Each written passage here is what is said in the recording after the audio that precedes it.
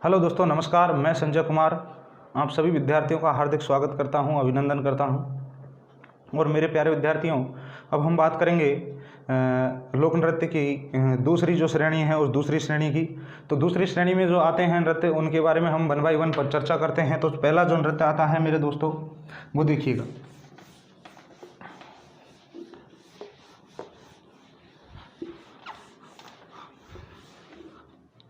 देखिएगा मेरा दोस्तों, मेरे भाइयों, एक आता है घूमर नृत्य। घूमर नृत्य, ठीक है। ये घूमर नृत्य की अगर मैं बात करूंगा तो इसको राजस्थान का राज्य नृत्य भी कहा जाता है, ठीक है। घूमर नृत्य को क्या कहा जाता है? राजस्थान का राज्य नृत्य। यानी हमारे राजस्थान का ये राज्य नृत्य है। जब भी कोई प्रोग्राम होता है, कोई फंक्शंस होता है, घूमर नृत्य से ही उसका क्या किया जाता है? प्रतिनिधित्व किया जाता है। इसलिए इसे राजस्थान का प्रतिनिधित्व नृत्य भी कहा जाता है। प्रतिनिधित्व की नृत्य भी कहा जाता है। नृत्यों को की आत्मा भी इसे कहा जाता है। नृत्यों की आत्मा, इसी नृत्य को कहा जाता है नृत्यों की आत्मा, ठीक है ना। यानी नृत्यों का सिरमौर और नृत्यों का हृदय इसे भी कहा जाता है। दूसरा ध्यान रखना, नृत्यों का सिरमौर, और अगला बात करेंगे तो नृत्यों का हृदय। नृत्यों का हृदय इसे कहा जाता है। देखिएगा, राजस्थान का राज्य नृत्य से कहा जाता है, ठीक है ना। राजस्थान का राज्य नृत्य से कहा जाता है। दूसरा, राज्य का प्रतिनिधित्व नृत्य कहा जाता है। नृत्यों की आत्मा कहा जाता है। नृत्यों का सिरमौर कहा जाता है। और नृत्यों का हृदय भी इसे कहा जाता है मेरे दोस्तों। इस नृत्य का असली जो स्वरूप है वो राजघरानों में देखने को मिलता है। सबसे बड़ी बात तो ये है कि इस नृत्य का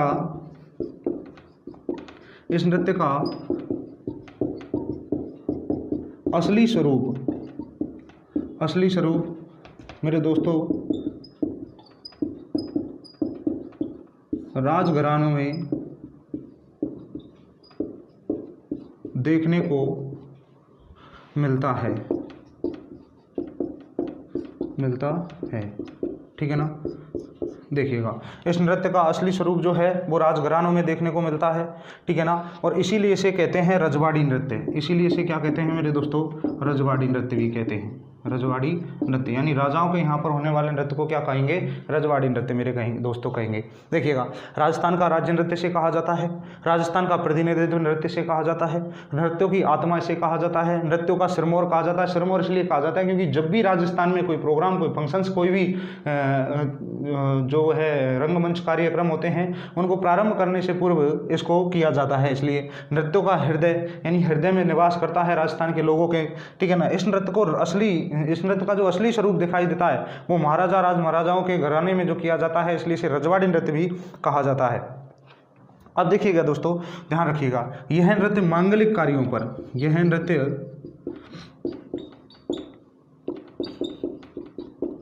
मांगलिक अवसरों पर किया जाता है। मांगलिक अवसरों पर किया जाता है। दूसरा मेरे दोस्तों, जो मांगलिक अवसरों पर किया जाता है तो ध्यान रखिए, जैसे कि तीज, गणगौर, विवाह और जन्म आदि पर। देखिएगा, इसका कैसे कब किया जाता है? तीज, गणगौर, विवाह, ठीक है ना, और जन्म आदि पर किया जाता है। देखिएगा, कब किया जाता है? तीज, गणगौर, विवाह और जन्म उत्सव जो होता है, जन्म उत्सव यानी कि जन्मदिन जो मनाते हैं, जन्म उत्सव पर किया जाता है। विवाह पर, गणगौर पर और तीज पर किया जाता है। ध्यान रखिएगा। तो मेरे दोस्तों, ये जो नृत्य है, ये सबसे बढ़िया बात ये है कि हमेशा मांगलिक कार्यों पर ही किया जाता है। यानी किसी का प्रारंभ जो होता है, किसी भी कार्यक्रम को प्रारंभ करने से पहले किया जाता है। तीज के समय जो तीज त्यौहार, बावड़ी, लेडूबी, गणगौर, यानी तीज त्यौहार, तीज से त्यौहार प्रारंभ होते हैं और लेडूबी, गणगौर यानी गणगौर पर खत्म हो जाते हैं, तो गणगौर पर ये किया जाता है। विवाह में जो है, विवाह जब होते हैं तो विवाहों पर भी ये नृत्य किया जाता है, ध्यान रखिएगा। और जन्म उत्सव पर भी ये नृत्य किया जाता है मेरे दोस्तों। अब मेरे दोस्तों ध्यान रखिएगा, इसकी मुख्य विशेषता क्या है, उस मुख्य विशेषता के बारे में बात करेंगे। तो एक बार आप ध्यान रखिएगा, इसका स्क्रीनशॉट लीजिए, फिर अपन आगे बात करेंगे विशेषताओं की।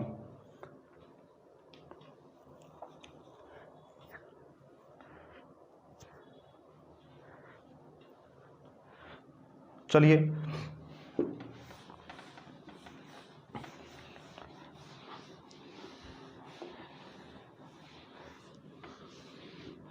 देखिए अगर बात करें तो यहाँ पर विशेषताएं, इसमें क्या है, हाथों का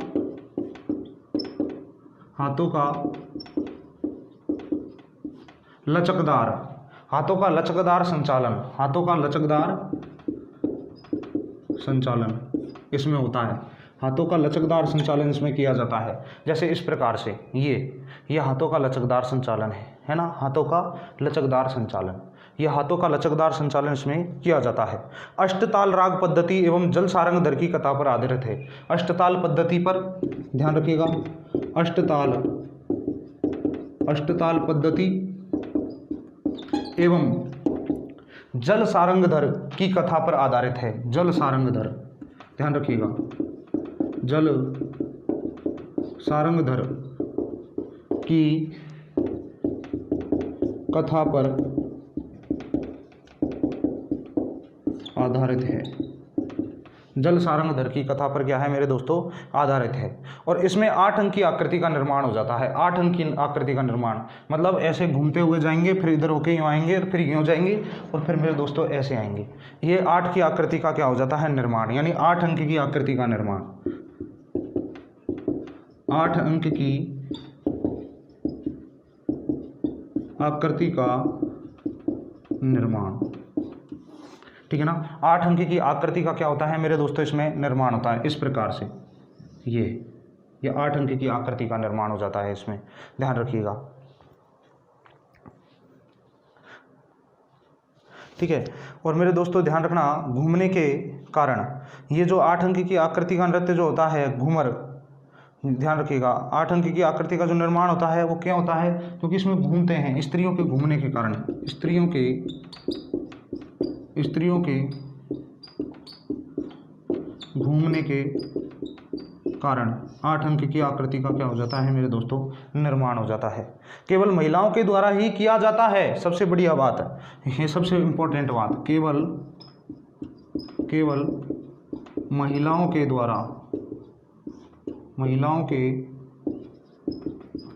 द्वारा ही किया जाता है, केवल महिलाओं के द्वारा ही क्या किया जाता है, यह नृत्य किया जाता है, केवल महिलाओं के लिए, केवल महिलाओं के द्वारा यह नृत्य किया जाता है, ठीक है ना, ध्यान रखिएगा दोस्तों। अब देखिए मेरे दोस्तों, एक बार वापस से बता देता हूँ, हाथों का लचकदार संचालन, यानी लचकदार संचालन ये हो गया, ठीक है ना। इसके बाद अष्टताल पद्धति जल सारंग दर की कथा पर आधारित है। दूसरा 8 अंक की आकृति बनती है इसमें, क्योंकि स्त्रियां इसमें क्या करती है मेरे दोस्तों, स्त्रियां इसमें घूमती है, ठीक है ना। स्त्रियों के घूमने के कारण ये नृत्य जो है 8 अंक की आकृति का निर्माण करता है। दूसरा मेरे दोस्तों ध्यान रखिएगा, केवल महिलाओं के द्वारा, केवल और केवल किसके द्वारा किया जाता है, महिलाओं के द्वारा किया जाता है। चलिए मेरे दोस्तों आगे बढ़ते हैं।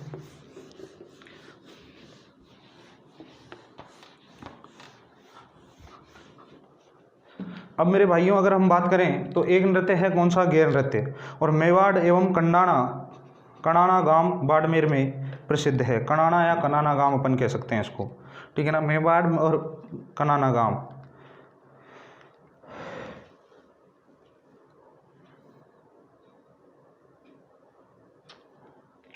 गर्मियों का समय है, लोगों को नींद आती है, नींद भी लिया करो लेकिन पढ़ाई भी किया करो दोस्तों। देखिएगा, एक आएगा मेरे दोस्तों गैर नृत्य, कौन सा आएगा, गैर नृत्य, ठीक है ना। यदि हम गैर नृत्य की बात करें तो मेरे दोस्तों ध्यान रखिएगा कि गैर नृत्य में आपको ध्यान रखना है, एक तो मेवाड़, और दूसरा अगर मैं बात करूं तो कनाना गांव, और कनाना गांव है कहाँ पर, बाड़मेर में। देखिए कनाना गांव, और ये कनाना गांव मेरे दोस्तों कहाँ पर है, बाड़मेर में। अब देखिएगा दोस्तों, ये कनाना गांव बाड़मेर में भी किया जाता है और मेवाड़ में भी किया जाता है। तो सबसे बढ़िया बात क्या है मेरे दोस्तों कि ये जो नृत्य है, ये नृत्य मेरे दोस्तों भील पुरुषों के द्वारा किया जाता है, भील पुरुषों के द्वारा। मेवाड़ में किसके द्वारा किया जाता है दोस्तों, भील पुरुषों के द्वारा, भील पुरुषों के द्वारा, ठीक है ना। भील पुरुषों के द्वारा नृत्य किया जाता है, और भील जातियों के द्वारा ही कहाँ पर किया जाता है, कनाना गांव में।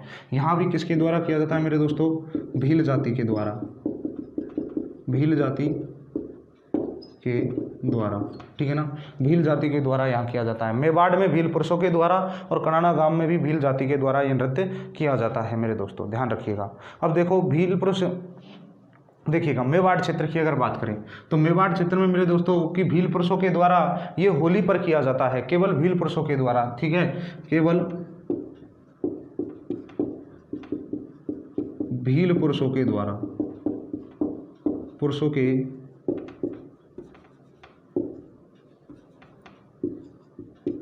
द्वारा होली पर किया जाता है। किस पर किया जाता है? होली पर। होली पर किया जाने वाला नृत्य है दोस्तों, है ना, होली पर करते हैं लोग बाग। और मेरे दोस्तों ध्यान रखना, महिलाएं पास खड़ी होकर फाग गीत गाती हैं इसमें, ठीक है ना, महिलाएं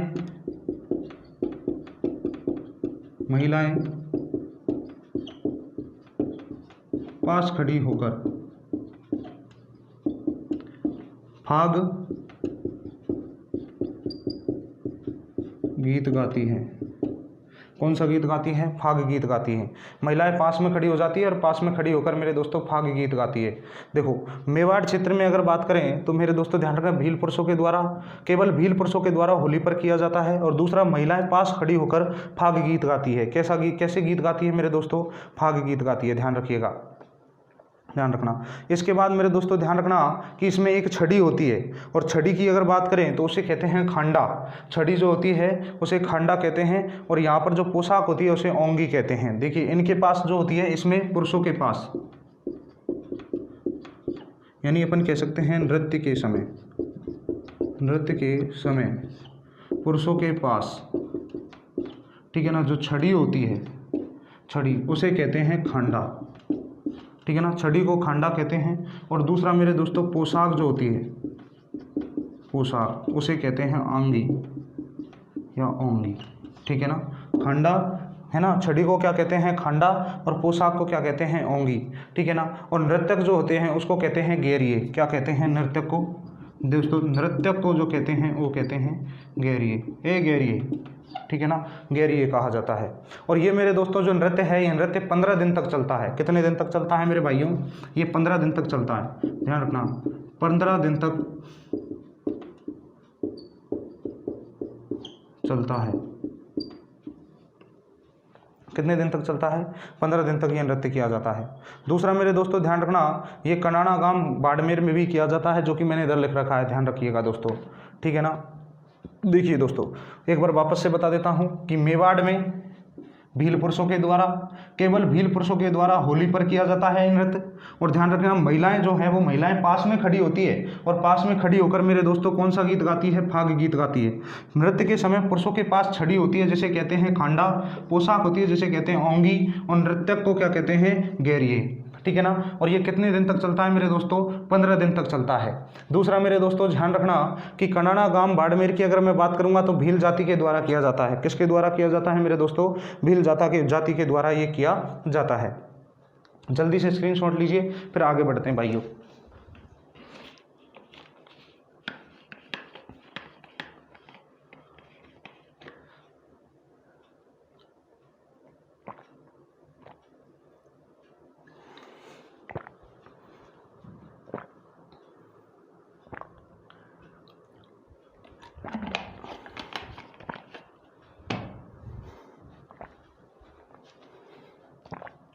चलिए मेरे दोस्तों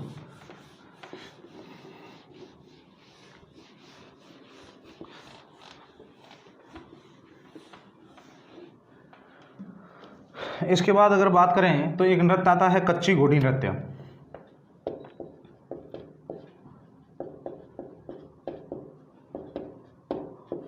ठीक है ना, कच्ची घोड़ी नृत्य, ये शेखावटी क्षेत्र का नृत्य है। अभी मैंने जस्ट पहले पिछली क्लास में बताया था, ये कहाँ का है? शेखावाटी क्षेत्र का नृत्य, ये शेखावाटी क्षेत्र का नृत्य है। दूसरा आपको ध्यान रखना है कि ये नृत्य जो है कुचामन और डीडवाना नागौर में किया जाता है। ये दोस्तों कहाँ पर किया जाता है? ये मेरे भाइयों किया जाता है कुचामन और डीडवाना। और डीडवाना है कहाँ पर मेरे भाइयों, नागौर में। कुचामन डीडवाना में ये नृत्य किया जाता है। ठीक है, इसके बाद अगर बात करें कि यह नृत्य जो है विवाह के अवसर पर केवल पुरुषों के द्वारा किया जाता है। ठीक है ना, यह नृत्य केवल,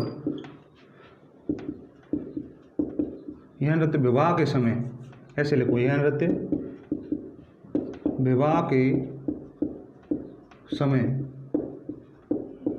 केवल पुरुषों के द्वारा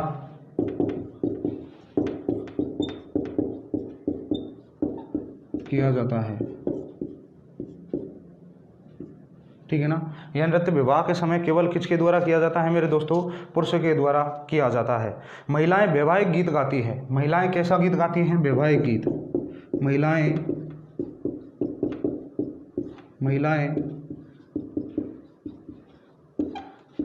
वैवाहिक गीत गाती है। महिलाएं वैवाहिक गीत गाती है, इसमें ध्यान रखिएगा। देखो, शेखावटी क्षेत्र का नृत्य है, कुचामन और डीडवाना नागौर में किया जाता है, ध्यान रखिएगा। यह नृत्य विवाह के समय केवल पुरुषों के द्वारा किया जाता है। केवल और केवल किसके द्वारा किया जाता है, पुरुषों के द्वारा। और महिलाएं मेरे दोस्तों क्या करती हैं, वैवाहिक गीत गाती हैं। इसमें क्या गाती हैं मेरे दोस्तों, वैवाहिक गीत गाती है, ध्यान रखिएगा। महिलाएं वैवाहिक गीत गाती हैं और वैवाहिक गीत के साथ ही यह नृत्य किया जाता है। अच्छा, गीत जो गाती हैं वो तो बैठी बैठी महिलाएं गाती है, लेकिन नृत्य जो करता है वो नृत्य मेरे दोस्तों कौन करता है, वो पुरुष करता है, ध्यान रखिएगा। इसमें पुरुष इसमें नृतक होता है। ठीक है, नृतक कौन होता है मेरे भाइयों, इसमें पुरुष होता है। पुरुष अपनी कमर पर एक बांस की कच्ची घोड़ी बांधता है। इसमें क्या होता है, पुरुष अपनी कमर पर एक बांस की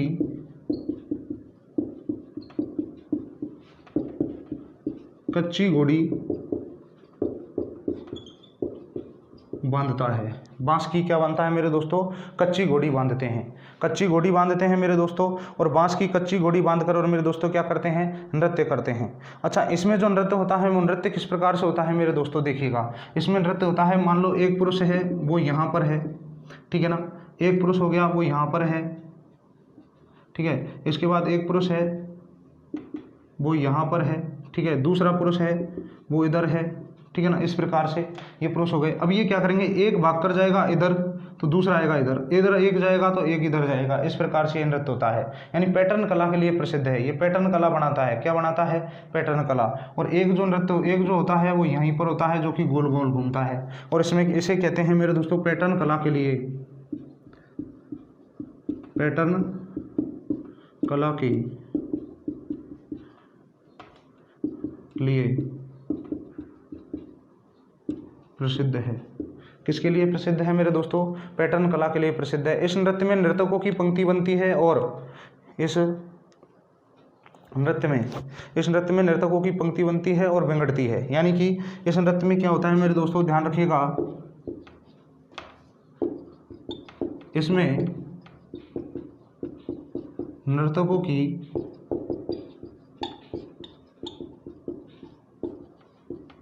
पंक्ति बनती है और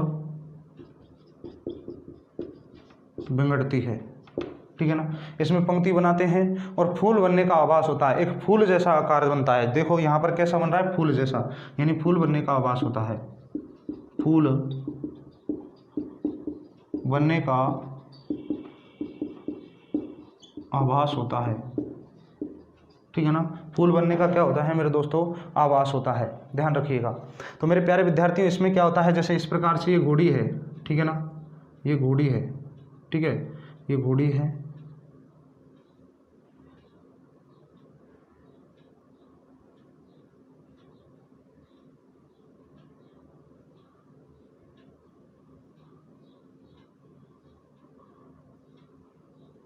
घोड़ी है, इस पर एक व्यक्ति बैठा है, ठीक है, ठीक है। इस प्रकार से ये घोड़ी है और उस घोड़ी पर क्या बैठा है मेरे दोस्तों, एक व्यक्ति बैठा है, और व्यक्ति बैठकर मेरे दोस्तों क्या करता है, इसमें नृत्य करता है। नकली युद्ध का आयोजन भी होता है इसमें, ध्यान रखिएगा। इसमें मेरे दोस्तों क्या होता है, नकली युद्ध का आयोजन, नकली युद्ध का आयोजन भी होता है, आयोजन भी होता है, नकली युद्ध का आयोजन भी होता है, ध्यान रखिएगा दोस्तों। देखिएगा मेरे भाइयों कि शेखावटी क्षेत्र का नृत्य है। कुचामन डीडवाना नागौर की बात करें तो कुचामन डीडवाना नागौर के नृत्य है, ठीक है ना। यह नृत्य विवाह के समय केवल पुरुषों के द्वारा किया जाता है, ओनली ऑन पुरुषों के द्वारा किया जाता है। दूसरा, महिलाएं वैवाहिक गीत इसमें गाती हैं। तीसरी बात, यह पुरुष अपनी कमर पर एक बांस की कच्ची घोड़ी बांधकर नृत्य करते हैं। दूसरा, ये पैटर्न कला के लिए प्रसिद्ध और फूल बनने का आवास होता है। चौथा, इसमें नर्तकों की पंक्ति बनती है और विंगड़ती है। तीसरा, नकली युद्ध का भी इसमें क्या होता है मेरे दोस्तों, इसमें प्रदर्शन किया जाता है। जल्दी से स्क्रीनशॉट लो मुन्ना।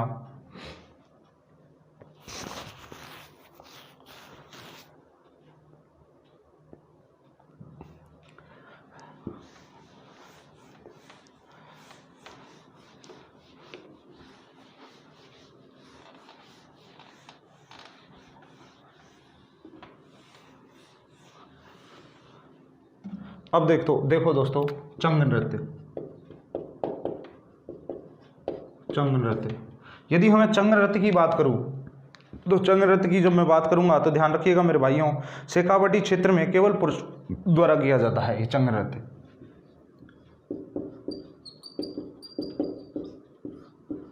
शेखावटी क्षेत्र में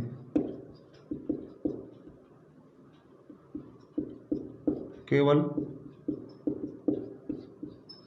पुरुषों के द्वारा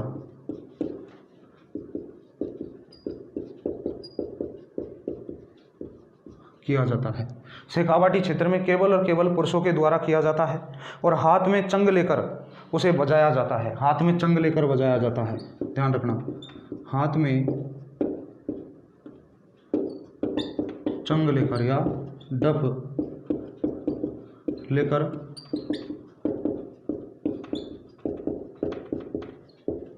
बजाया जाता है।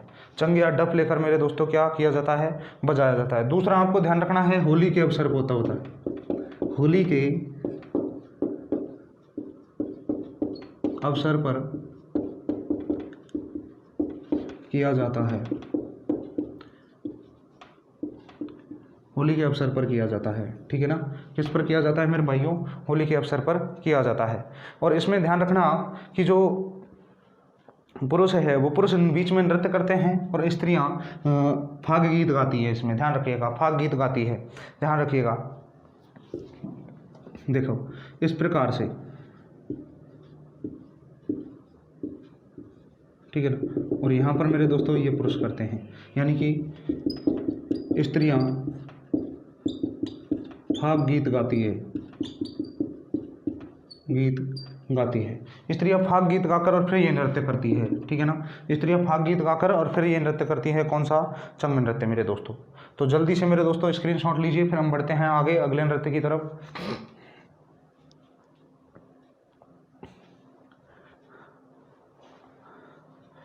चलिए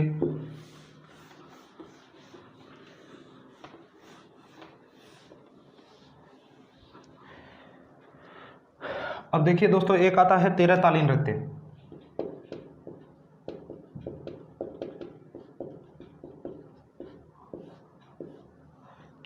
यदि 13 ताली नृत्य की बात करेंगे तो रामदेव जी की आराधना में किया जाता है, रामदेव जी की आराधना में,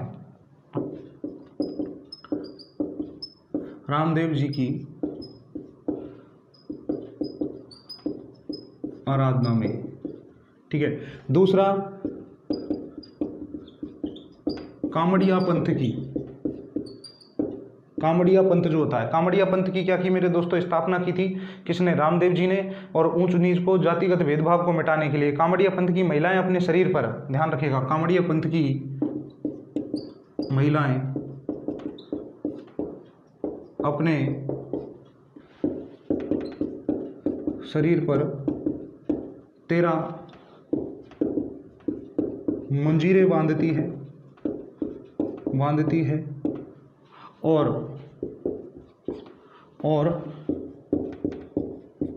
13 प्रकार की कलाओं के साथ नृत्य करती है। 13 प्रकार की कलाओं के साथ क्या करती है, नृत्य करती है। केवल महिलाओं के द्वारा किया जाता है दोस्तों, केवल महिलाओं के द्वारा बैठकर नृत्य किया जाता है, ये मुख्य रूप से ध्यान रखना। केवल महिलाओं के द्वारा बैठकर नृत्य किया जाता है, केवल महिलाओं के द्वारा बैठकर नृत्य किया जाता है। इस नृत्य में 13 प्रकार की कलाएं की जाती है। ये तो मैंने लिख दिया था, 13 प्रकार की क्या की जाती है मेरे दोस्तों, कलाएं की जाती है। ये देखिएगा 13 प्रकार की क्या की जाती हैं, कलाएं की जाती है। स्त्रियां 13 प्रकार की कला करती हैं इसमें, और 13 प्रकार की कला करती हैं दोस्तों, ठीक है ना। और मांगी बाई, इस मांगी बाई इसके मुख्य कलाकार है, इसकी मुख्य कलाकार जो है, मुख्य कलाकार ये कौन है मेरे दोस्तों, मांगी बाई। मांगी बाई, ये मांगी बाई है कहाँ की मेरे दोस्तों, ये मुख्य कलाकार जो मांगी बाई है ये पादरला गांव, कौन सा गांव, पादरला गांव। और ये पादरला गांव है कहाँ पर मेरे दोस्तों, पाली में, ध्यान रखना, पाली के पादरला गांव की। और दूसरा मेरे दोस्तों इसका मुख्य केंद्र जो है वो मुख्य केंद्र कौन सा है मेरे भाइयों, इसका मुख्य केंद्र है रूणेचा, ठीक है ना, जैसलमेर, मुख्य केंद्र। तो ये मुख्य केंद्र है रूणेचा, रूणेचा जैसलमेर, ठीक है ना। मुख्य केंद्र कौन सा है मेरे दोस्तों, रूणेचा जैसलमेर है, ठीक है ना। और मेरे दोस्तों केवल दाएं भाग पर ही 13 मजीरे बांधे जाते हैं इसमें, कहते हैं कौन से भाग पर, दाएं भाग पर, ठीक है ना। देखिएगा इसमें अगर आप बात करें तो महिलाएं बैठकर नृत्य करती हैं, ठीक है ना, नृत्य करती हैं। दूसरा इसी में ध्यान रखना, जो दायां भाग है उस दाएं भाग पर केवल 13 मजीरे बांधकर, देखिएगा दाएं भाग पर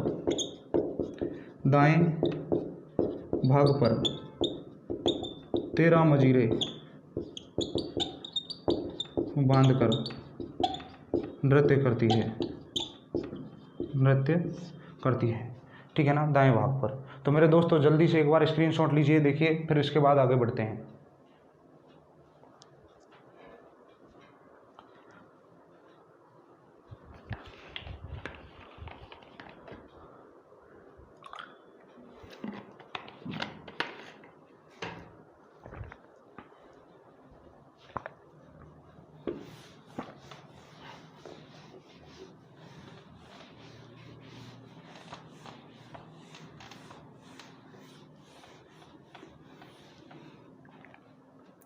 अब देखो दोस्तों एक आता है नाहर नृत्य।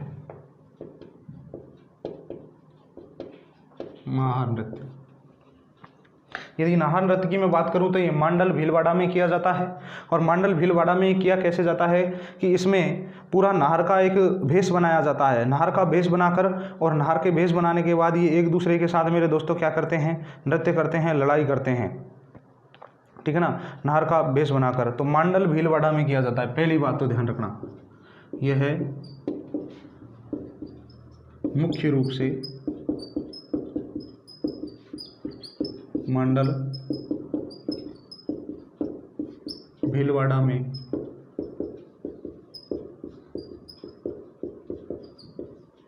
किया जाता है। ये मुख्य रूप से किस में किया जाता है, मांडल भीलवाड़ा में। खुर्रम मेरे दोस्तों ये शाहजहाँ, ठीक है ना, शाहजहाँ ने इसको प्रारंभ किया था। खुर्रम शाहजहाँ के समय पर प्रारंभ किया गया था, ठीक है ना, खुर्रम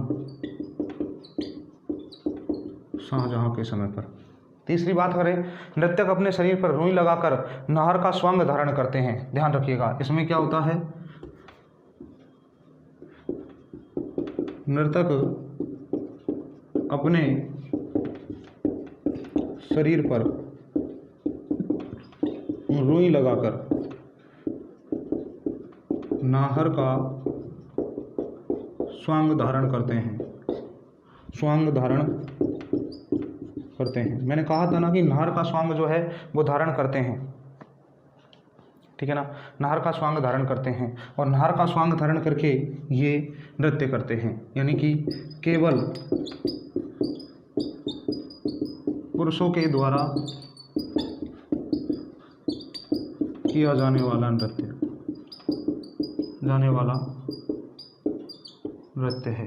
केवल पुरुषों के द्वारा ये नृत्य किया जाता है। इसके बाद अगर बात करें मेरे दोस्तों तो जल्दी से एक बार स्क्रीनशॉट लीजिए, फिर अगले नृत्य के बारे में बात करेंगे। अगला नृत्य कौन सा है उसकी बात करेंगे, जल्दी से देखिए।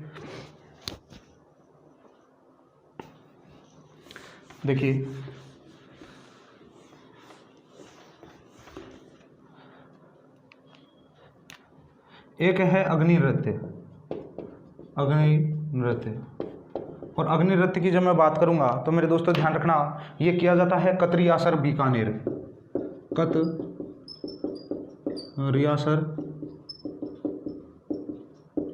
में, ठीक है ना। कतरियासर बीकानेर में ये नृत्य किया जाता है। जसनाथ जी की आराधना में किया जाता है। किसकी आराधना में किया जाता है मेरे भाइयों? ये किया जाता है जसनाथ जी की आराधना में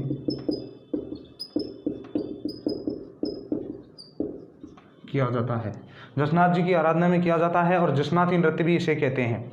जसनाथी नृत्य भी कहते हैं मेरे दोस्तों। क्या कहते हैं इसको? जसनाथी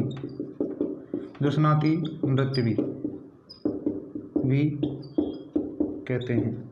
जसनाथी नृत्य भी कहते हैं। दूसरा जाठों का नृत्य या फिर इसे कहते हैं अंगारा नृत्य, इसे ही कहा जाता है जाठों का नृत्य।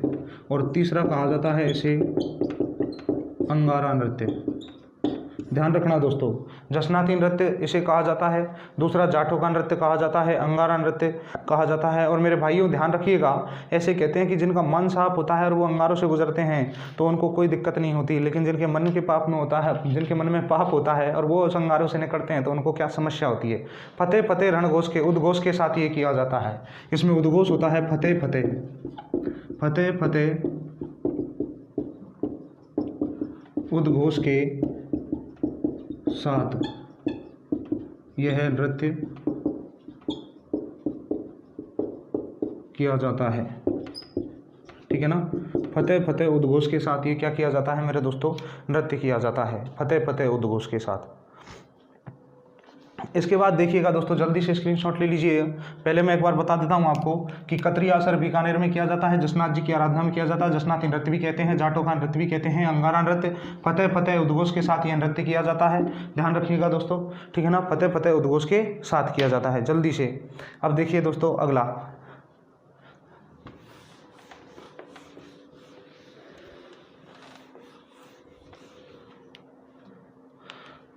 तलवारों की गैर नृत्य।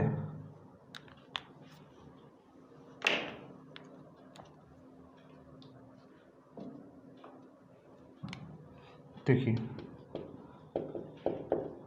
तलवारों की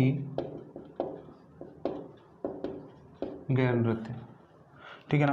तलवारों की गैर नृत्य की अगर बात करेंगे तो मेरे दोस्तों ध्यान रखिएगा, तलवारों की गैर नृत्य जो है, पहले तो आपको ध्यान रखना है, एक ये मंदिर है और ये मंदिर मेरे दोस्तों है कहाँ पर? देखिए मेनार, और मेनार है कहाँ पर मेरे दोस्तों? उदयपुर में, ठीक है ना। यहाँ का ये मुख्य मंदिर है। और ध्यान रखिएगा, ये जो मंदिर है ये मेरे दोस्तों ओंकारेश्वर मंदिर है। ओंकारेश्वर मंदिर है, ठीक है ना। ओंकारेश्वर मंदिर है। दूसरा मेरे दोस्तों इसका एक आंगन है, आंगन बड़ा है यहाँ पर, इसका ध्यान रखना। इसका जो आंगन है वो आंगन बड़ा है, ये इसका आंगन है, ये आंगन बहुत बड़ा है आगे इस मंदिर का जो आंगन है। और ये होली के अवसर पर इस आंगन पर नृत्य किया जाता है, तलवारों की गिरह। होली के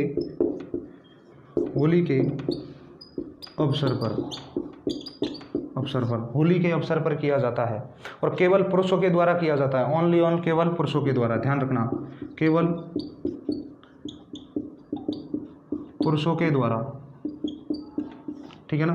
केवल पुरुषों के द्वारा किया जाता है, यानी मेनार जाति के जो लोग होते हैं वो मेनार जाति के लोग इस नृत्य को करते हैं। कौन से जाति के? मेनार जाति के लोग। मेनार जाति के लोग करते हैं दोस्तों इसको। मेनार जाति के लोग इसको क्या करते हैं? इस नृत्य को करते हैं मेनार जाति के लोग। और हाथों में क्या रखते हैं? तलवार रखते हैं, इसीलिए तो तलवारों की गैर कहते हैं। मेनार जाति के लोग जो है हाथों में तलवार रखते हैं, हाथों में तलवार रखते हैं और इसीलिए इसको तलवारों की गैर कहा जाता है मेरे भाइयों, ठीक है ना।